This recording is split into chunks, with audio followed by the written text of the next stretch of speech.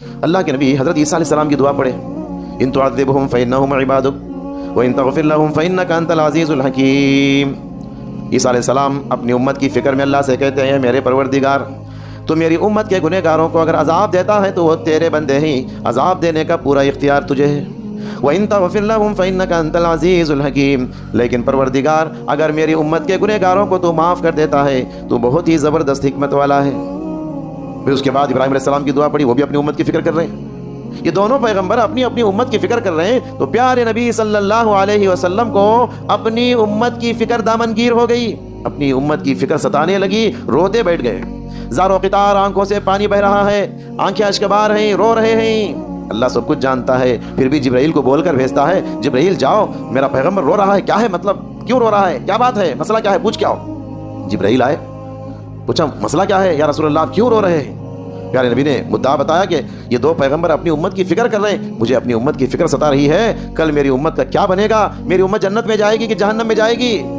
جبرائیل گئے اللہ کے پاس اور مسئلہ بتائے، پھر اللہ کا پیغام لے کر آئے، آ کر کہنے لگے، یا رسول اللہ آپ اپنی امت کے سلسلے میں بے فکر ہو جائے، اللہ نے مجھے یہ پیغام اور خوشخبری دے کر بھیجا ہے آپ کی امت کے بارے میں، انا سنرضیک فی امتک، نبی جی قیامت کے دن حشر کے میدان میں آپ کی امت کے سلسلے میں ہم ایسا فیصلہ کرنے والے ہیں، اس فیصلے کو سن کر آپ خوش ہو جائیں گے۔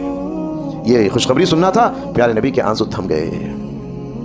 کتنے ہمدرد تھے، قرآن کہتا ہے لقد جاءکم رسول من انفسکم عزیز علیہ ما عنتم حریص علیکم وبالمؤمنین رؤوف الرحیم، تحقیق کہ تمہارے پاس ایک ایسا رسول آیا ہے، تمہارے درمیان سے آیا ہے، عزیز علیہ ما عنتم، تمہاری تکلیف اس پر بڑی شاپ گزرتی ہے، تمہارا درد کو اپنا درد سمجھتا ہے، تمہاری تکلیف کو اپنی تکلیف سمجھتا ہے، حریص علیکم، تمہارے سلسلے میں بہت حرص رکھتا ہے۔ کس کا حرص؟ مال و دولت کا حرص، مجھے فلاں اتنی دولت دے گا، فلاں سونا چاندی دے گا، فلاں ہیرے جواہرات دے گا۔ حرص کس بات کی؟ تمہارے سلسلے میں اس کی حرص یہ ہے کہ تم کو جنت میں داخلہ دلانے میں بڑا حرص رکھتا ہے۔ وبالمؤمنین رؤوف الرحیم، اور مومنوں کے لیے بڑا ہی نرم ہے۔